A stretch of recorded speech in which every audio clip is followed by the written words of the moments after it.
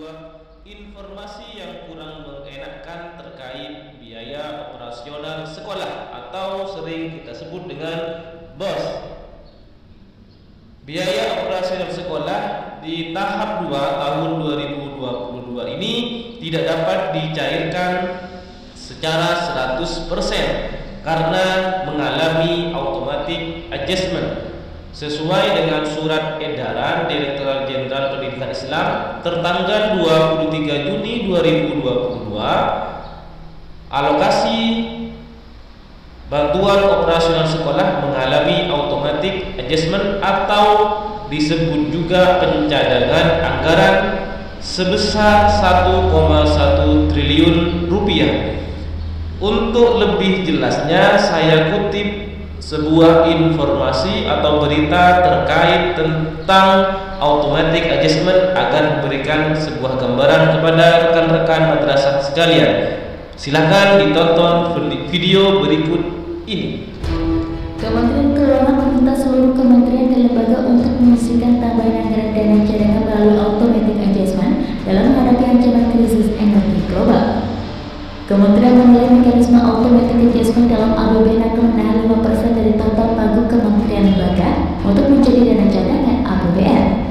Dirjen Anggaran Kementerian Keuangan Isa Rahmat Tarwarta memperkirakan hasil automatic adjustment mencapai 24,5 triliun rupiah. Alokasi dana tersebut akan digunakan sebagai dana siaga untuk mengantisipasi ketidakpastian global karena meningkatnya harga komoditas energi hingga pangan. Kita punya mekanisme automatic adjustment yang 5% dari anggaran itu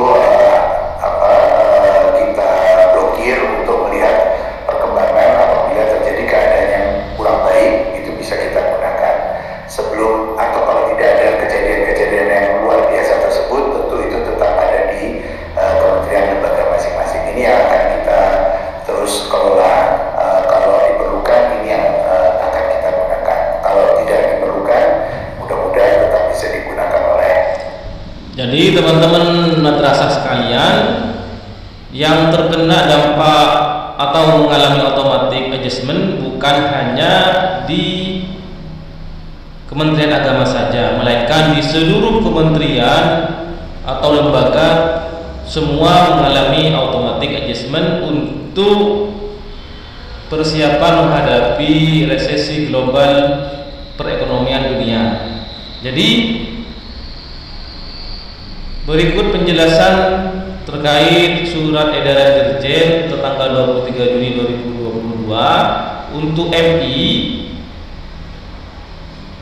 pagu tahap 2 yaitu sekitar 1,5 triliun rupiah yang terkena automatic adjustment yaitu 537 miliar rupiah.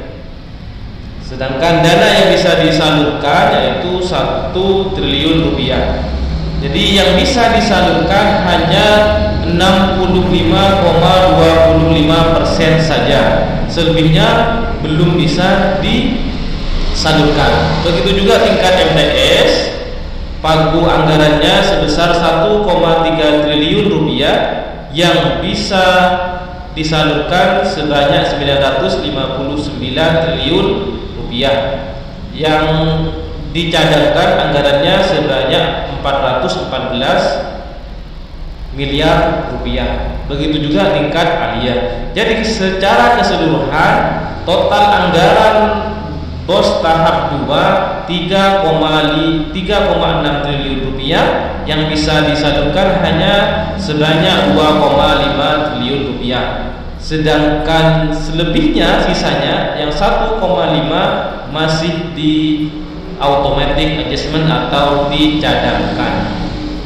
Kalau teman-teman operator atau kepala sekolah login di portal bos.kemenak.go.id, di sini ada keterangan alokasi AA. AA di sini artinya atau kepanjangannya adalah automatic adjustment. Jadi punya kami yang bisa dicairkan hanya sebesar 42.997.500 rupiah, sedangkan sisanya 23 juta sekian masih di masih dicadangkan.